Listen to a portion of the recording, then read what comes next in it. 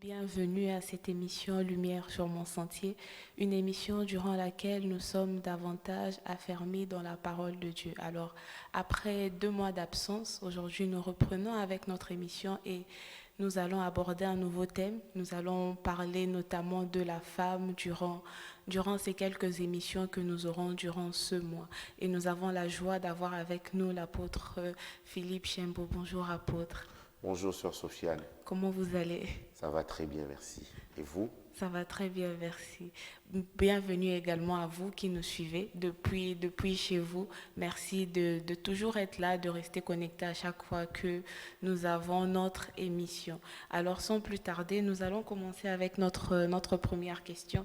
Pasteur, alors que nous parlons aujourd'hui de la place de la femme, on peut se demander pourquoi Dieu a-t-il créé 2 versions de son image, donc l'homme et la femme. La Bible nous dit que nous avons été créés à l'image et à la ressemblance de Dieu. Pourquoi Dieu n'a pas-il simplement créé une seule personne? Pourquoi il a eu le besoin de créer 2 versions de lui? C'est par rapport au but lui-même, il s'était fixé pour ce monde, pour l'humanité. C'est pour cela qu'il a mis son esprit dans, comme la question l'indique, dans 2 personnes différentes et complémentaires. Il avait pour objectif de propager ou de répandre l'image de l'homme avec grand H sur la terre. Et il a eu besoin de l'homme avec petit H et de la femme. D'accord, pasteur. Mais la Bible nous dit également que la femme, c'est l'aide semblable de l'homme. Alors on peut se demander, la femme a-t-elle été créée uniquement pour être cette aide-là selon ce qui nous est dit dans la parole de Dieu? Oui, la femme a été créée pour être cette aide semblable à lui, une aide semblable. Et ça va au-delà, quand nous regardons très bien, ça va au-delà du mariage. C'est-à-dire c'est une aide, c'est un secours. Et nous le voyons chaque, dans chaque partie de la parole de Dieu, les femmes qui interviennent comme étant des aides. Une aide n'est pas inférieure, une aide semblable à lui, son vis-à-vis. Dieu voulait un vis-à-vis pour l'homme. Mais est-ce que cela veut dire qu'elle a été créée juste pour tenir compagnie à l'homme? Non, elle n'a pas été créée juste pour tenir compagnie à l'homme, mais c'est pour accomplir le but de Dieu sur la terre. D'accord, je comprends mieux. Mais là, on peut se demander, bon, c'est quoi alors la position de la femme exactement? Parce que quand on va dans l'Ancien Testament, on ne voit pas la femme dans une position de leadership. Donc, on peut se dire donc elle tient juste compagnie à l'homme, vu qu'il n'est pas question d'un leadership de la femme dans l'Ancien Testament. Il n'est pas question d'un leadership dans l'Ancien Testament parce que déjà, il faut comprendre le contexte. Dieu s'est révélé aux personnes qui vivaient dans un contexte. Et dans ce contexte-là, c'était aux hommes de prendre le devant. Et même dans ce contexte où on voit des hommes prendre le devant, on a quand même vu des personnes comme Déborah dans la parole de Dieu, Jaël, qui, lorsqu'elles sont intervenues dans les situations, ça a apporté une saveur agréable et très agréable. Mais là, vous avez parlé de Déborah apôtre et on peut se demander si est-ce que pour Déborah c'était une exception ou une règle normale qu'elle soit dans une position de leadership. C'était pas une exception. C'était pas une exception parce que nous, à l'époque, ça semblait être une exception, mais pas dans la pensée de Dieu. Dieu a voulu que nous puissions nous compléter dans la pensée de Dieu. Et lorsque tout à l'heure on parlait d'aide, par exemple en Israël, la Bible nous parle de la femme qui ne pouvait pas hériter. Qui ne pouvait pas hériter. C'était les hommes qui héritaient de leur père.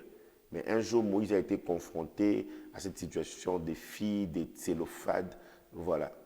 Et elles viennent voir Moïse pour dire, notre père n'a pas laissé, n'a pas eu d'enfants, nous sommes que des filles. Or, la loi nous montre que nous ne pouvons pas hériter. Moïse est allé consulter l'Éternel. Et l'Éternel a dit, pour ce genre de cas, les enfants doivent hériter. Voilà, donc il y a toujours ce côté culturel, ce côté contextuel, mais il y a aussi la parole de Dieu. Et dans la parole de Dieu, c'était normal que les hommes et la femme puissent hériter. Mais pasteur, là, bon, là c'est vrai qu'on a parlé de l'Ancien Testament, mais dans le Nouveau Testament, il y a un passage qui dit que la femme se taise dans l'Église, qu'elle se taise dans la grande assemblée. Maintenant, on peut toujours se demander si c'est toujours la même règle qu'hier ou si les choses ont changé comme telles. Ce n'est pas que les choses euh, aient changé comme telles. Ce texte, probablement nous aurons, par la grâce de Dieu, une émission selon ce que vous allez décider, où on parlera longuement de ça. On parlera longuement de ça. C'est dans 1 Corinthiens. Et là où on dit la femme se taise, les adeptes qui présentent ce passage pour dire que la femme se taise ne lisent pas tout le contexte. Et dans ce contexte où on nous dit que la femme, lorsqu'elle prophétise, la Bible nous dit prophétiser, c'est parler de la part de Dieu. Lorsqu'elle prophétise, c'est vrai que ça c'est un autre sujet, elle doit avoir la tête voilée et ainsi de suite. Lorsqu'elle prophétise, on ne prophétise pas avec des signes, on parle. C'est pas, on parle. Et donc là, il faut voir le contexte.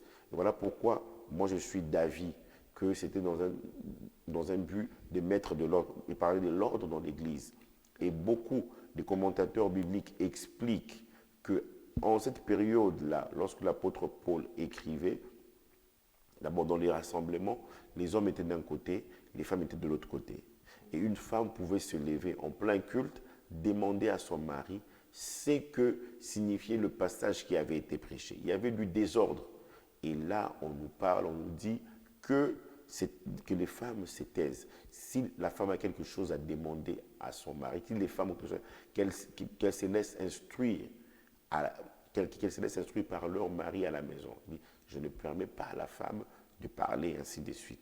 Donc c'est dans un contexte. Et si on enlève cela dans le contexte, on passerait à côté. Parce que certains ont prétendu, ont pensé même que l'apôtre Paul était misogyne et qu'il n'était pas pour les femmes. Mais quand vous lisez par exemple Romains 16, toutes les salutations de l'apôtre Paul, en tout cas plus de la moitié, c'est adressé aux femmes. Marie, Perside, Andronicus et Junias. Junias, voilà, beaucoup disent clairement que Junia ou Junias, c'était une femme. On dit, et il dit qu'ils sont apôtres, ou estimés parmi les apôtres. Voilà, il parle d'une femme, il dit qui était une mère pour moi. Donc voilà, c'est des gens c'est certains même qui avaient accepté le Seigneur avant lui. Donc l'image qu'on donne de l'apôtre Paul comme quelqu'un qui repoussait les femmes, c'est une image fausse, je dirais même faussée. Donc il faut bien comprendre le contexte. Beaucoup certainement ne seront pas d'accord avec moi, mais nous voyons dans la parole de Dieu, même dans l'Ancien Testament, où je pourrais dire c'était rigide concernant les femmes, on nous parle d'une femme telle que la prophétesse Hulda. Même, certaines personnes même prennent le passage d'Apocalypse pour dire, non, quand une femme se tient à l'église, a une position de leadership à l'Église, c'est comme Jézabel, c'est faux. Et il se base sur Apocalypse quand on parle de l'Église des Thyatire. Non, dans l'Église des Thyatire, le Saint-Esprit dit ceci. Il dit, ce que j'ai contre toi, c'est que tu laisses cette femme, Jézabel, qui s'est dit prophétesse. Elle se disait prophétesse. Le problème avec cette femme, elle s'était autoproclamée, qui s'est dit prophétesse. Voilà, elle enseigne l'impudicité et le fait de manger la viande sacrifiée aux idoles. Elle se le disait, mais cela ne veut pas dire que la femme ne peut pas occuper une telle position dans l'Église. La Bible nous parle dans Acte 16, lorsque l'apôtre Paul et le prophète Silas évangélisent la ville de Philippe, l'Église commence chez Lydie, parce qu'après leur emprisonnement, lorsqu'ils sortent, ils vont aller fortifier les frères chez Lydie. On ne parle pas d'un homme qui a été en position de leadership. Je suppose aussi, probablement, Lydie était dans une position de leadership, je suppose. Mais déjà, le fait que Paul n'ait trouvé aucun inconvénient que les frères se réunissent chez Lydie, cela veut dire qu'il ne trouvait pas de problème par rapport à son implication dans l'œuvre de Dieu. Exactement.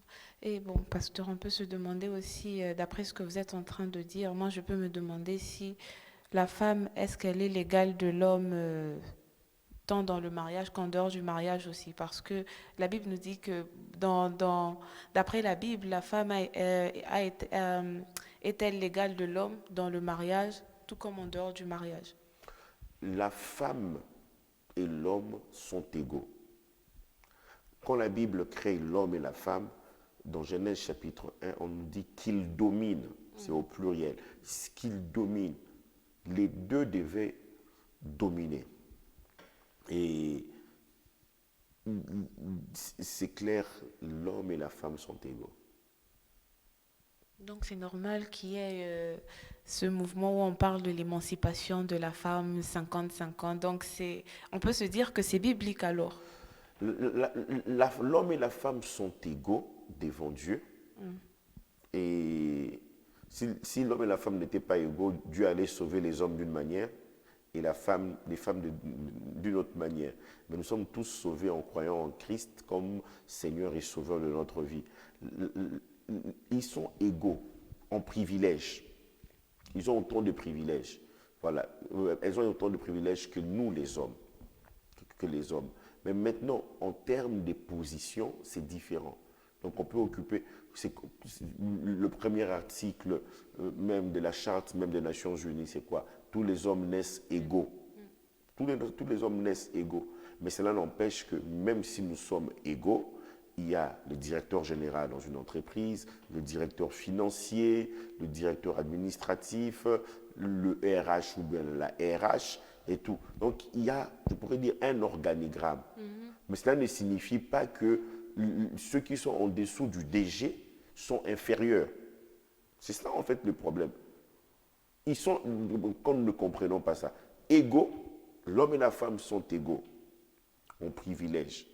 Mais les responsabilités peuvent changer selon qu'on est dans le cadre du mariage ou dans un autre cadre. C'est vrai que là, vous parlez de l'égalité. Vous êtes en train de dire, apôtre, que l'homme et la femme sont égaux. Mais pourquoi on rencontre des femmes qui sont très souvent rabaissées par des hommes alors? Pourquoi on rencontre des femmes qui sont souvent rabaissées? C'est à cause du péché. C'est à cause du péché. Le péché en fait en sorte qu'on puisse penser que l'un est meilleur que l'autre. On parle du sexisme. Le péché a fait en sorte que certaines races se disent meilleures que les autres. Il n'y a pas que par rapport à l'homme et la femme. Le péché en fait en sorte qu'on puisse dire celui qui est grand de taille est meilleur que celui qui est petit de taille. Celui qui est petit de taille doit diriger parce que déjà il vit avec un complexe. Donc il y a plusieurs choses. Voilà. Avec le péché est né aussi le préjugé. Voilà, je dirais même les préjugés. Les préjugés naissent et c'est en Christ que ces choses doivent réellement changer. Même quand on est en Christ, il faut un renouvellement de l'intelligence. Dans la Bible, on voit des gens qui étaient encore dans les préjugés, tels que l'apôtre Pierre, qui a même prêché à la Pentecôte, il est même allé chez Corneille. Même bien avant d'aller chez Corneille, il fallait que Dieu passe par des visions pour qu'il accepte d'aller chez Corneille. Parce que lui, il se disait, Dieu c'était d'abord pour les Juifs. Donc les gens naissent avec des préjugés qui est un héritage du péché. Et ce n'est pas seulement à l'égard de la femme. Et voilà, la culture, la couleur de la peau et bien d'autres choses. Voilà, on a tendance à rabaisser les autres. Et c'est à cause du péché aussi que la femme est rabaissée, la femme est méprisée. Il y a toutes sortes de mauvaises choses qui se passent sur la femme. Elles deviennent des objets en temps de guerre, des objets sexuels en temps de guerre. Il y a toutes ces choses-là. Et dans la parole de Dieu, Dieu est venu restaurer même l'image de la femme. Mais pasteur, à cause de ce rabaissement-là, on voit des femmes maintenant qui perdent leur estime de soi. Donc là, on peut se demander qu'est-ce qu'une femme peut faire là, à cet instant-là, en fait, pour qu'elle ne perde pas cette estime de soi, même lorsqu'elle est peut-être rabaissée par les hommes. Je crois que pour qu'elle ne perde pas son estime de soi, elle doit aller vers son Créateur et retrouver son identité. Son identité. Ce n'est pas à quelqu'un dans ce monde de lui dire qui elle est. Ce n'est pas aux hommes de leur dire qui elles sont. C'est à Dieu. Et la parole de Dieu le montre clairement. Donc, quand une femme se sent rabaissée, voilà, il faudrait qu'elle aille autour auprès de Dieu. Et Dieu suscite aussi des gens, voilà, que ce soit homme ou femme, voilà, qui leur diront leur identité en Christ. Même si c'est un homme, mais ce n'est pas une institution qui peut te donner une identité. Voilà, c'est Dieu qui te dit qui tu es. Et c'est en ce moment-là, en ayant cette prise de conscience, que les femmes pourront trouver leur liberté intérieure. Apôtre, plus on a parlé de l'émancipation et on peut se demander, bon, selon la Bible, quelle est la limite réelle vraiment de l'émancipation? Jusqu'à quel niveau on ne peut plus parler de l'émancipation de la femme? Déjà, comme je n'apprécie pas trop le terme émancipation. Je n'apprécie pas trop. Voilà, l'émancipation, le mouvement féministe, voilà. Toutes ces choses viennent lorsque, bon, c'est vrai qu'il y a eu des gens qui ont fait beaucoup par rapport au fait de lutter pour que, voilà, l'égalité de la femme, des hommes et de la femme soit reconnue. Je ne suis pas contre. Voilà. Il y a quand même des gens qui ont beaucoup fait dans ce sens depuis les années 60, même bien avant. Il y a des sociétés où la femme n'avait même pas droit au vote. Voilà. Il y a eu beaucoup de choses qui ont été faites. Ce n'est pas mauvais. Mais quand quelque chose est accompli, en n'ayant pas comme soubassement la parole de Dieu, ça laisse souvent un goût amer. La femme doit se dire, je ne suis pas en lutte avec les hommes. Nous devons travailler dans une interdépendance. Et l'homme doit aussi se dire, je ne suis pas en lutte avec la femme. Et c'est comme cela que nous allons travailler dans une interdépendance. Donc, autant la femme doit s'émanciper, l'homme aussi doit s'émanciper. Donc, quand on parle de l'émancipation, on voit directement la femme. Moi, je trouve que c'est faux. Nous tous, nous devons nous émanciper, nous devons nous déployer. C'est comme ça que moi, je vois les choses. Mais là, vous avez parlé des luttes également. Et vraiment, ce sont des choses que l'on voit actuellement, la lutte entre l'homme et la femme. Et on peut se demander qu'est-ce qu'on peut faire pour que cela cesse exactement, pour que cela cesse réellement, cette lutte-là. Je me pose déjà la question, est-ce que cette lutte-là va cesser? Mais il est une chose, c'est que nous pouvons faire quelque chose en apportant la parole de Dieu. Parce que lorsque la parole de Dieu pénètre une vie, on se voit tel que Dieu nous voit. Et quand nous nous voyons tel que Dieu nous voit, nous allons aussi voir l'autre tel que Dieu le voit. Je prends un exemple dans la parole de Dieu, alors que le prophète Joël s'est trouvé dans une culture où presque toutes les grandes responsabilités étaient confiées aux hommes, il fait une prophétie. Dans le dernier temps, je répandrai mon esprit sur toute chair. C'est Dieu qui lui parle. Pour nous, ça ne représente rien, mais pour Joël, ça représentait beaucoup, et même ceux de sa société. Vos fils et vos filles prophétiseront. Vos vieillards auront des songes, vos jeunes gens des visions.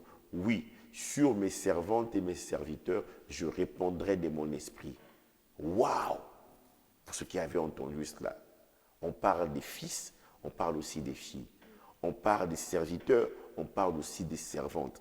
Et c'est en fait, c'est seulement en Dieu que cela est possible, que cela est possible. Et ça permettra à ce que l'homme ne cherche pas à devenir une femme et la femme ne cherchera pas à devenir homme.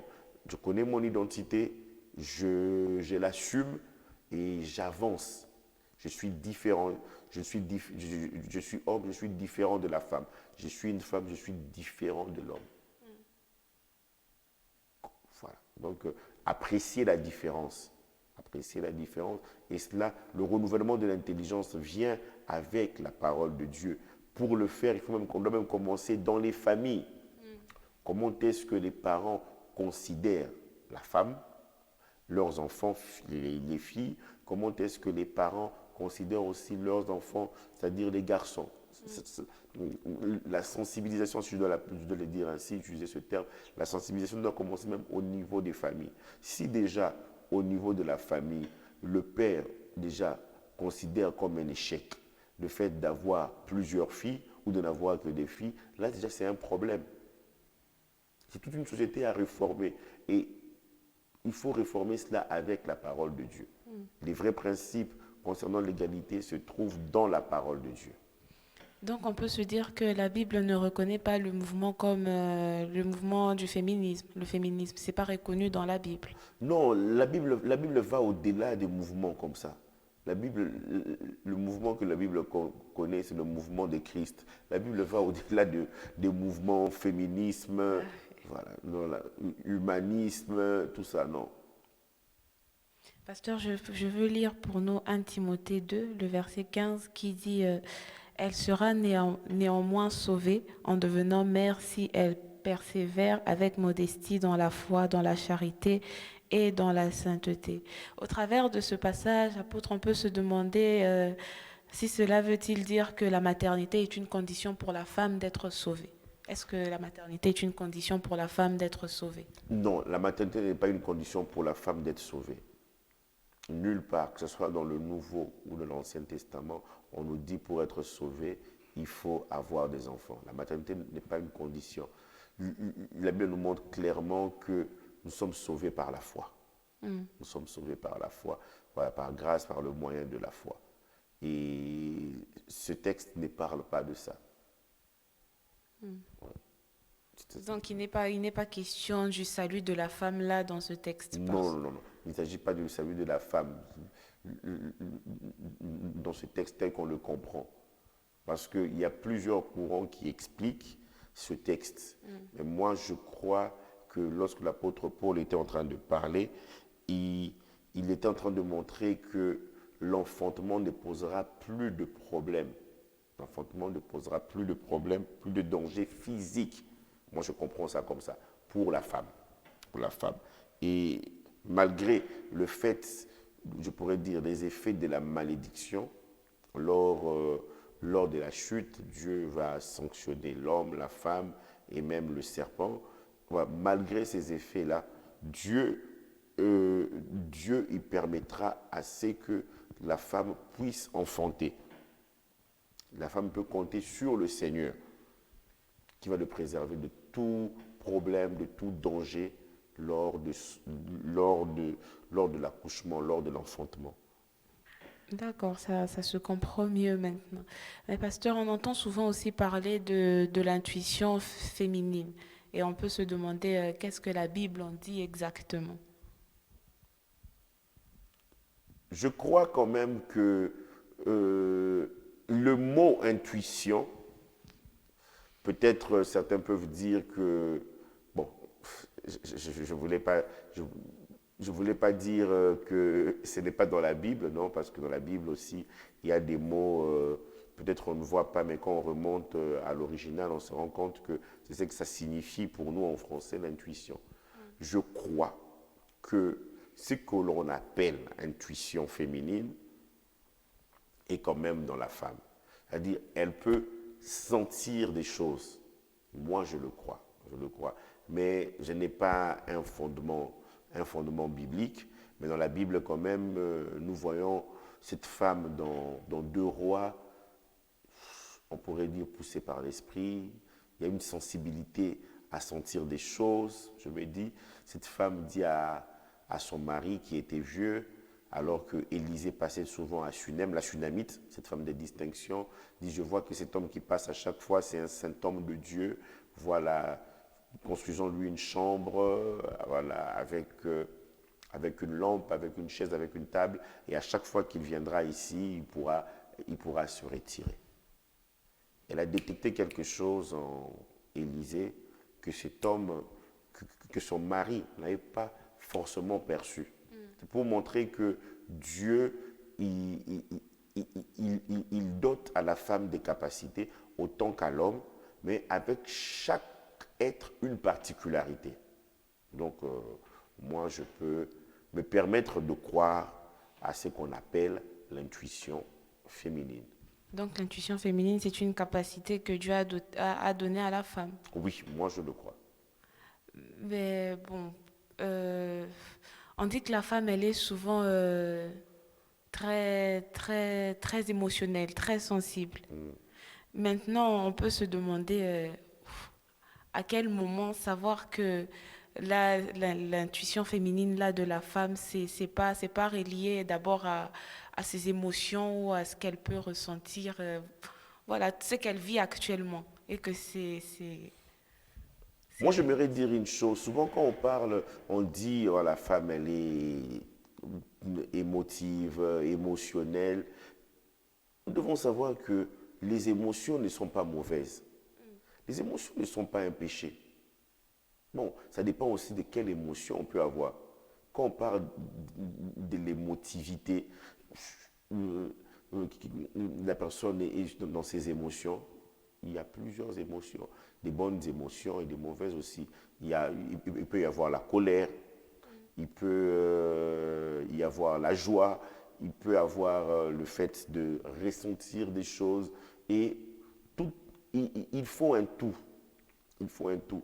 Moi, je ne suis pas d'accord pour qu'on puisse dire la femme est plus dans ses émotions, l'homme est plus dans ce qui est réfléchi, entre guillemets. Non, ça dépend. Il est vrai qu'on peut dire que c'est plus développé chez la femme, mais l'homme aussi a ça. On n'a jamais vu un homme, voilà, un homme avec petit H, sans émotion. Nous avons tous des émotions, mais la femme, elle réagit. Il lui arrive, je préfère dire comme ça, il lui arrive de réagir à partir de ses émotions. Et si elle réagit à partir de ses émotions et que sa réaction, c'est-à-dire la source de sa réaction, elle est bonne, c'est-à-dire des émotions, est-ce que nous allons rejeter cela? Comment savoir faire, comment faire, si je comprends bien ta question, comment faire alors la part des choses? Exactement. Là, il faut dépendre du Saint-Esprit. Le Saint-Esprit lui-même qui a aussi des émotions, il faut dépendre de lui. Est-ce que mon émotion, là, nous sommes dans lumière sur mon sentier, mon émotion, elle est spirituelle ou mon émotion est charnelle? Pareil aussi pour toi qui dis, moi je suis réfléchi, moi c'est la raison. Mais est-ce que ta raison est spirituelle? Ta raison est saine. La Bible nous dit, la crainte de l'Éternel est le commencement de la sagesse. Psaume 111, je pense, le verset 10. Tous ceux qui l'observent ont une raison saine. Quand on parle de raison saine ici, on peut aussi dire qu'il y a une raison malsaine. C'est toujours ça, il faut voir la limite. Et quand on donne des clichés, il faut faire très attention. Oh bon, voilà, elle est émotive et puis c'est tout. Non. Donc on prend cela juste comme du mépris, on doit faire très attention. Enfin, parce que on sait que l'autre ressent alors qu'il n'y a pas, comment dirais-je, il n'y a, il y a pas toutes les données palpables pour qu'on prenne telle décision, mais quelqu'un dans ses émotions, c'est que la personne a ressenti, peut sauver une situation. Alors que toi, tu es là à chercher, à cerner tout le problème, quelque chose arrive. Et si on avait réagi rapidement, juste en se basant sur les émotions, on aurait sauvé la situation. Vous voyez? Donc, il faut l'équilibre. Apôtre, bon, moi je me demande si à cause de ces émotions-là, est-ce qu'on peut dire aujourd'hui que à cause des émotions, la femme est plus éligible à se laisser séduire par tout et n'importe quoi? Oui, oui, oui, oui. Alors pourquoi elle doit soumettre ses émotions au Saint-Esprit? Au Saint-Esprit. La Bible est claire. La Bible nous parle dans 2 Timothée 3. Je vais chercher dans 2 Timothée 3 où la Bible nous parle. Attendez, je vais voir. 2 Timothée 3. 2 Timothée 3. Voilà. 2 Timothée 3, verset 6. Déjà au verset 5 de 2 Timothée 3, l'apôtre Paul parle à son fils dans la foi, ayant l'apparence de la piété, mais régnant ce qui en fait la force. Éloigne-toi de ces hommes-là. Il en est parmi eux qui s'introduisent dans les maisons et qui captivent des femmes. L'apôtre Paul ne s'arrête pas là. D'un esprit faible et borné, chargé de péché, agité par des passions de toute espèce. Ce n'est pas toutes les femmes. Il donne les caractéristiques de ces femmes qui facilement peuvent se laisser séduire, apprenant toujours et ne pouvant jamais arriver à la connaissance de la vérité. Mais bon, moi, quand je lis ce passage, je me dis, donc pour moi, une femme, pour ne pas me laisser séduire par tout et n'importe quoi, je, est-ce que je me dois de faire taire cette intuition féminine ou ces côtés émotionnels-là qui ont... Non, je pense qu'il ne faut pas faire taire ce côté-là, sinon tu ne seras plus une femme selon la pensée divine. Et comme je disais tout à l'heure, on soumet nos émotions au Saint-Esprit. Et on marche dans la sanctification. Ici, on dit femme chargée de péché. C'est déjà un problème. C'est une porte ouverte à la séduction. Agitée par des passions de toute espèce. C'est aussi une porte ouverte à la séduction. Et d'un esprit faible et borné. C'est aussi une ouverture à la séduction. D'accord. En tout cas, je pense que nous comprenons mieux là où nous nous trouvons alors que nous sommes en train de suivre cette émission. Je pense que nous avons plus d'éclaircissement et que réellement la parole de Dieu apporte de la lumière sur nos sentiers. Et alors que nous sommes simplement au terme de cette émission, j'aimerais demander à l'apôtre de pouvoir bien donner un mot de la fin sur ce qui concerne la place de la femme réellement dans la Bible et selon le modèle de Dieu, communiquer vraiment cette image-là que Dieu a de la femme.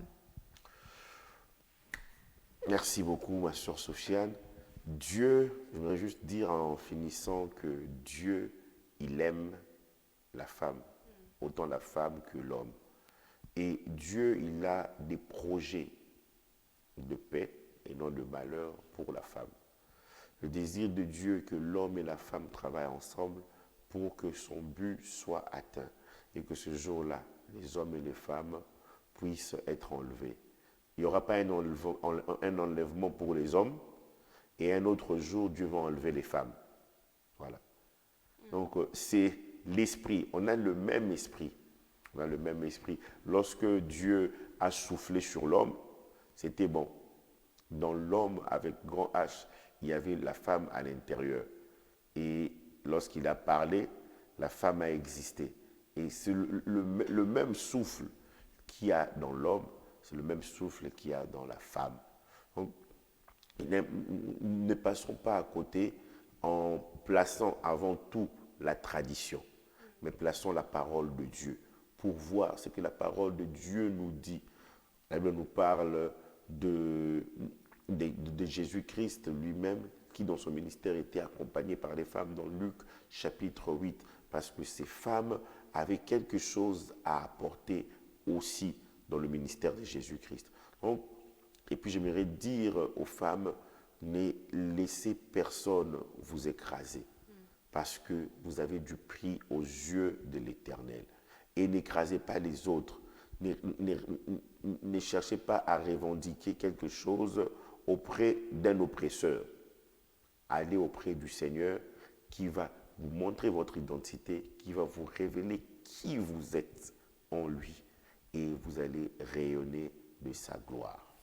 Amen. Merci beaucoup, apôtre. Merci d'avoir répondu à toutes nos questions. Que réellement que le Seigneur vous bénisse et que son onction continue de couler en vous afin que vous puissiez nous apporter davantage d'éclaircissement au travers de la parole de Dieu. Merci, Sœur Sofiane.